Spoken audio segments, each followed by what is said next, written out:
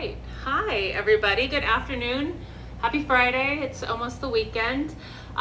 We are here at Rogers Gardens for our Friday edition, our happy hour edition of our live streams that we've been doing every Friday and Saturday here at the nursery.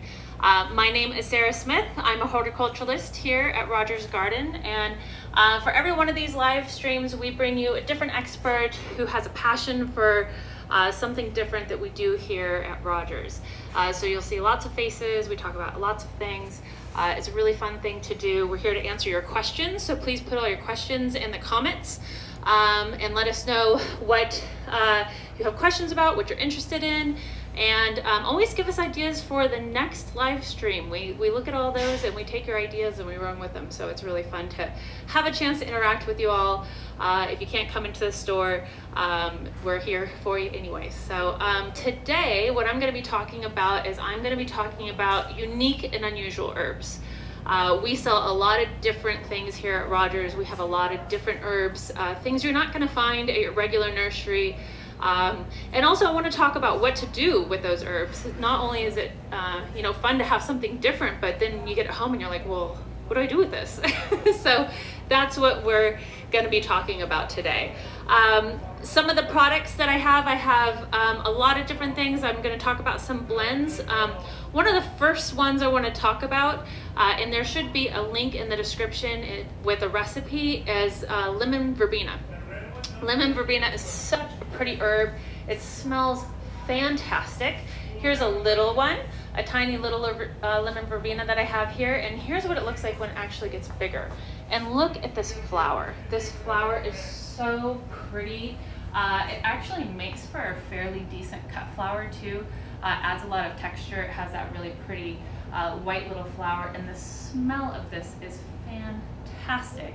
And the recipe that we have connected to this is for lemon verbena ice cream. So it's really different, it's really unusual, has that great lemon taste, but there's something a little bit different about it. It's not just like lemon.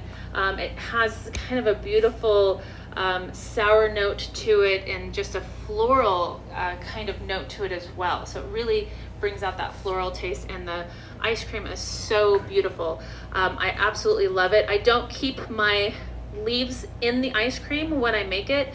I steep it in there. Some people will leave the leaves in. It gives kind of an interesting, pretty texture.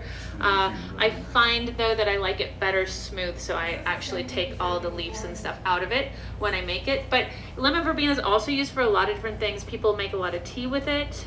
People flavor different breads, pound cakes, cookies, and stuff with it as well. It's beautiful in the garden. It's actually a good pollinator too. It gets fairly big, so make sure wherever you have it, you have enough room for it to get large. So it's really pretty. It is a woody herb, so it's an annual or perennial herb, and you'll have it pretty much forever. Unless you do something tragically wrong, and then call us, let us know so we can help you. But yeah, it's such a pretty one. I really, really love it. And also too, I'm a big proponent for I call it foodscaping. So it's actually putting different herbs and things into your garden to be ornamental. So you don't have to have an area dedicated to just herbs and only herbs. You can put this in your regular part of your garden because it's so beautiful, and a lot of people don't even really know what it is. And when this is flowering, everybody's always asking me in my garden, like, what is that? It's so beautiful. They don't realize it's an actual herb, which is pretty cool. Some of my other favorite ones, and is similar, this is pineapple sage. This smell of this is so intoxicating. I absolutely adore pineapple sage. I think on the tag here, you can see it gets a really, really beautiful little red flower to it. The hummingbirds go nuts for this. They absolutely love it. The smell is fantastic. It doesn't have a traditional sage smell, so like the sage you cook thinking Thanksgiving, a lot of people have that association. It doesn't have that. It has a little bit of an earthiness to it, but it has this sweet, sweet pineapple smell that's so fantastic. I love it so much. And it gets big as well. So this is also a very big plant, but it's gorgeous. It looks like a regular ornamental sage. However, it's something you can cook with. Again, a lot of people steep this for teas. One of my favorite things to do with it, and I do this with a lot of my herbs, so don't judge me, is I make a lot of different cocktails with my herbs, and this makes a fantastic simple syrup. It's got a really, really neat flavor to it because there's that little bit of earthiness to it. So it makes for a fantastic cocktail simple syrup, just like the lemon verbena. The lemon verbena pairs really well with gin too. Just a little bartender note. But yeah, this is a really, really beautiful herb. Smells super, super good. Okay, we have a question. Yay. So this question is from Thea, and I actually want to say hello to Thea. This is Jonathan, and I know Thea. She's a great gal. She wanted to know if you could just name the herb that you were just talking about. So the first one I did was lemon verbena, and this one that I was just doing is pineapple sage. It's a true sage, so it's a salvia. Again, gets that beautiful red flower. The hummingbirds go absolutely nuts for it. It's funny to watch them kind of fight over it because they will. Hummingbirds are very territorial. And so they really, really love that one. So if you've got a hummingbird feeder, this is a great one to have near your hummingbird feeder. And just the smell of it, like it's just such a gorgeous, it's one of my favorite smelling herbs that we have. And again, these are something you're not gonna find in your traditional nurseries and in big box stores. These are kind of more of the unusual specialty things that we have here. My next one that I want to talk about, since we kind of talked about planting things ornamentally in your garden, I have a variegated, this also is a pineapple, a variegated pineapple mint. And this one is so pretty. It almost looks like it's been frosted on the ends. It has that beautiful white variegation to it. It's such a gorgeous, gorgeous little herb. This is a mint, so it's going to run. So this is fantastic in pots, but I would not necessarily put this in the ground because once you got it, you're never gonna get rid of it. Even though it's really, really pretty, you might not want it taking over your whole entire garden. I'm surprised the whole world is not covered in mint at this point, but it is pretty aggressive. But in a pot, it's absolutely fine. I have this one at home in a black pot, and it's filled up the whole entire pot. And what's so pretty about it is the white variegation and that pretty green mint color going around a black pot, kind of trailing and spilling over the edges. Absolutely gorgeous. It's so, so pretty. And this one also has a really fantastic smell to it. It's got that pineapple smell to it. Again, a good cocktail herb. You can tell I like my cocktails, but this one is really, really fantastic. Also makes for a very great ice cream. So any way that you would traditionally use a mint, this is a really, really good one for that. And I just absolutely adore it. It's just absolutely beautiful. I love this one so much. One other one I want to talk about, this is not so unusual necessarily, but a lot of people don't realize it's something they can grow in their garden, is dill. Dill's super pretty too. I love the look of dill. It's very ferny. And again, this is one that's really great to use in your garden just to give it texture, and it doesn't have to be specified to an herb area. So I have this one mixed around in my garden, just little tufts of it, and it just adds all that really, really beautiful texture. And having fresh dill is so much better than having dried dill. I have completely spoiled, and I don't think I've ever used dried dill. I probably have a jar in my cabinet that's super old, but I never use it. I always use my fresh one, which is really, really great. The flower on this is very, very pretty as well. However, once this one starts flowering, if you don't keep those flowers pinched off, it will bolt, and then it's time to replace it. So we treat it like an annual. But if you keep the flower pinched off of it, then it's fine. You can have it for a fairly long time. But this one I really, really love, and having just fresh dill is such a fantastic addition to the garden. The other thing that I want to talk about, so I have this little grouping here of these 4 herbs. These are herbs that we traditionally use and call fine herbs in French cooking. So it's the 4 herbs that's very commonly used, and that is chives, parsley, tarragon, and chervil. So there's 2 that are definitely different in here that you're not going to find in your normal stores, and that's tarragon and chervil. It's funny, I'm not a licorice fan by any sense of the word. I'm not really into that anisey taste, so by definition I should not like these things, but I absolutely love them. It's something different. They do have kind of a licorice flavor, so chervil looks very similar to parsley, and tarragon. Both of these have a bit of that kind of anisey licorice flavor to them, but there's something so delicate and complex about the taste of these that I absolutely love it. And when you're mixing it with the all 4 of these together, it makes a fantastic little sprinkle on anything. You can literally put it on anything. It's not something you cook with, so as you're cooking and you're getting done and your plate's still warm, then you sprinkle it on after the fact. And it's always beautiful to add just a little bit of green to whatever you're cooking. It always makes the dish pop and look prettier. But then the flavor that it imparts is fantastic. So it's good on eggs, chicken, on fish, potatoes, pretty much anything, literally. And so what I really, really love about chervil is beautiful. It's so lacy. It's so delicate. It looks almost like a cross of like a parsley and like a Queen Anne's lace. It's got this very beautiful ferny kind of quality, and the smell and flavor of this is fantastic. One thing that I've been doing a whole lot is making butter with my herbs. So just warming my butter up on the counter, chopping up my herbs very, very fine, mixing it in, and then rolling it in wax paper and putting it back in my refrigerator. Just like everybody else during quarantine, I made a ton of bread. So it was something that was really fun to do. It was really easy to do. I have an 11-year-old daughter at home, so she was helping me put those together. And the tarragon and chervil together is fantastic. And then the thing that I love so much about chives is we here sell so many different kinds of chives. So there's onion chives, there's garlic chives, there's fine chives, there's Korean chives. We have all of them right now. But the onion chive has a little pretty pink flower on it that's so gorgeous. It almost looks a little bit like an armeria flower, but the flowers are edible. So that's another really fun trick, is to take one of those flowers, kind of pull it apart and sprinkle it onto anything. Those little pink flowers makes everything look so beautiful. Your friends will think you're amazing genius because you've got something so beautiful on your plate, and they can eat it, which is really cool. And we have another question. A question and a comment. So first question was the plant that the hummingbirds are gonna fight over. Which one was that again? This is the pineapple sage. Pineapple sage. Right here. So it's not flowering yet, but it will flower. It's got a beautiful red flower. It's the brightest red flower, and it's so, so pretty. And the hummingbirds go bonkers for it. Absolutely bonkers. And what was the next one?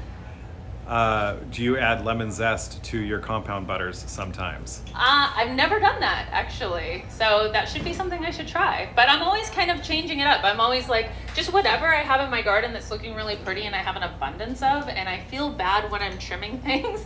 I'm one of those people, I have a very hard time throwing things away. And as I'm going through and I'm trimming stuff up, I'm like, now I have to do something with this. What am I going to do with this? And that's actually how I made my first one. I did it with the chervil and I did it with the chives. It was just starting to get out of control and I had to do something with it. So I brought it all inside and I thought, okay, I've got a lot of butter. I made a lot of bread. Let's do this. And so that's how I got started with that. So yeah, I've never tried that. So it's definitely interesting and something I would totally try that because it sounds fantastic. That little bit of lemony would be fantastic. All of these herbs, and most herbs, need full sun. They need a decent amount of water. They do well in containers for the most part. They do great in the ground. Always check your tag, and if it doesn't have a tag, ask us how big it's gonna get, because some things get surprisingly large, like the lemon verbena and the pineapple sage, for example. So it's never fun when you plant something somewhere and you think it's gonna stay that size, and then it gets to be a monster and you have to pull it out. So always make sure you check those tags to see where an appropriate spot is for it. Most herbs really do want full sun. Some can handle a little bit of shade, so it's always a possibility, but most of them don't do well in full shade. With the exception of sometimes mint can handle a little bit more shade than any of the other herbs, but they still need some sunlight. When it comes to fertilizing, the fertilizer that I really, really like to use, it's very simple. Herbs are not heavy feeders necessarily, but the all-purpose is a really great one. Totally organic, something you can sprinkle down on the ground, really easy. I only feed my herbs every other month. I don't do it every month like I do my tomatoes and my zucchinis. And we got another question.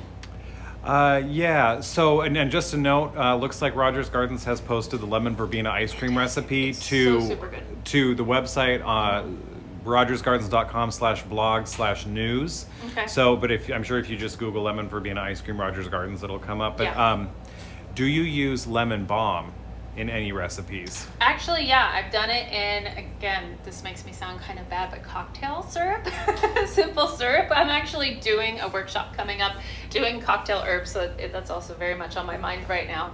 And I'm doing herbs that are specifically geared to gin drinks right now. But yeah, that works really well. It's also a good steeping one. So a lot of them, like the lemon verbena and the sage one, if it's something you can steep in, It does really well in anything cream based, so you can just steep that in something that's a cream based thing and it departs the flavor, but pull out the leaves, don't leave the leaves in. I find sometimes they can go a little bitter or just have a weird texture that's not a good mouthfeel necessarily. Makes great, there's tons of lemon balm teas and stuff, recipes for teas and things out there. Lemon balm pound cake is one that I've done before that's really fantastic, and actually layered the bottom of my pan with the lemon balm leaves, and then when I cooked it and flipped it out, it looked really, really pretty. However, I still didn't like the texture of eating the lemon balm, and maybe that's just me, but I just peeled them off as I ate it, so it was really great. The other thing is herbs do have issues with pests from time to time, just like any plant. Because we're all organic and it's something we're going to be eating, I make sure that what I use is an organic spray. I just have two things that I want to show today. I think these are great things to have in any gardener's back pocket, is the insecticidal soap and BT spray. So most of the problems you'll find with herbs when it comes to pests, it's going to be a soft-bodied insect, so it's going to be something like a aphid or whitefly or something to that degree, and the insecticidal soap works fantastic on that. It's an easy spray. You don't have to worry about not being able to eat it afterwards. You can rinse your plants, eat it safely. It's totally fine. It's not going to leave any kind of toxic residue on there that you can't ingest. And BT is what we use for caterpillars, and caterpillar will eat this and then it'll digest this and it'll pass away. So with this, you're spraying it on for the hopes that the caterpillar gets to that little spot and eats it up. And again, it's totally organic and not something you have to worry about being any kind of issue for eating it. In fact, we found a caterpillar because even at Rogers Gardens, pests do happen and we're always looking for them. We found a caterpillar on our lemon verbena when I first brought it out, and I was kind of bummed. You can see I was cleaning up some of the leaves, but it did kind of tackle up some of my leaves, but you can see some of the damage here. So it just was munching away. It likes the lemon verbena as much as I do. I can't blame it much. So I found a nice little green caterpillar on there. It was the same color as the leaf, so it was a little hard to see, but it didn't do too much damage. We kind of caught it first. You can see a little bit of that kind of window painting on there. No big deal. Just pulled that little sucker off. I still, if I had this at home, would give it a good spray with some BT, because you never know if there's one even smaller that we're missing, and caterpillars do damage super fast. So we gotta be careful with that. But again, it's really nice to be able to come into a nursery and get stuff that's unusual, get things you're not necessarily gonna find in the store. For example, the chervil and tarragon, very rarely can you find that in a grocery store. It's really hard to track down. And it's not something that I find that's great dried. I've used it in a pinch, but I think fresh is way, way, way better, because it's not really an herb you cook with. It's an herb that you put on after you cook your meals. So having these two things fresh, and the tarragon is perennial, so I have a tarragon that I've had in my garden forever now, and it's such a pretty little herb too, so I really appreciate having it out there. And it's just great to sprinkle on things. And again, the chives, I personally really, really like the one with the pink flower. The onion chives gets a white flower. It's a nice flower as well, but I love having that little pink flower to sprinkle on things. It's really, really beautiful. Oh, I left one out. Oh my gosh, I forgot. This was one I totally left out. So before we go, I'll talk about this one really fast. This one's African blue basil. African blue basil is another really great one for pollinators, and I meant to lump this in with my ones that are good for using ornamentally. African blue basil is a perennial basil, so it will flower, and the flowers are totally fine. Usually when you have a basil, you're constantly pinching all the flowers off all the time, because you don't want to go to flower, or else then the plant slowly dies because it's an annual. With this one, however, you don't have to worry about that. I have an African blue basil in my yard that has a stump bigger than a quarter. I've had it for a really long time. It's very woody. I cut it back all the time. But when it flowers, it's nice and big and full because I've cut it back so many times. Almost looks kind of like a lavender, and a lot of people think when they walk by, because of the flowers, they think it's a lavender plant. This is great for pollinators. So I have this in the corner of my vegetable garden. It's kind of nice because it's an area that I brush by, so it smells really good. But the bees absolutely go nuts for this. They absolutely love this. So it's great to attract the other pollinators for your tomatoes, your zucchini, whatever it is that you're planting in that area. And again, it's a really beautiful ornamental herb. that looks great tucked in a garden, and most people won't even realize, and don't. They still come to my yard and think, oh, that's your lavender's so big and full. I don't realize it's actually a basil. So I didn't mean to leave this one out. I love this guy. It's a really, really great one. So African blue basil is, again, another one. It's a little bit harder to find, and it's something we always try to stock here and have on hand, because the birds, butterflies, hummingbirds go nuts for a lot of these, which is a really fun thing, and have that dynamic in your garden. So do we have any more questions? Are we all good? Okay, awesome. So I hope to see you all come in here, talk to us about our herbs. I always tell people when they ask me, what's the best thyme, what's the best rosemary, taste it. There's no better judge of what's the best than yourself. So I always tell everybody, taste the herbs. It's totally fine by me. I won't look too funny if you're over there nibbling on my plants. It's cool. Ask us questions, come in and say hi. I also want to let you know that we have a ton of YouTube videos up on our YouTube channel. You can find all kinds of really great things there, lots of blogs as well. Feel free to share these with your friends, share these videos with your friends. Put comments in, let us know what you'd like us to talk about next. Tomorrow morning at 8 o'clock, we're going to have 9 o'clock, thank you. We're going to have James Maxwell talking about bird and butterfly gardens, so all ornamental stuff. He's really great, does a lot of stuff with natives and stuff too. And then just join us on Fridays and Saturdays. You'll see us here. You can always shop here personally in the store. We do require a facial covering, but you can also shop on the boutique as well if you feel more comfortable with that. We do curbside delivery too, which is super great. So I want to tell you all, be well, be safe, and happy gardening. Thanks.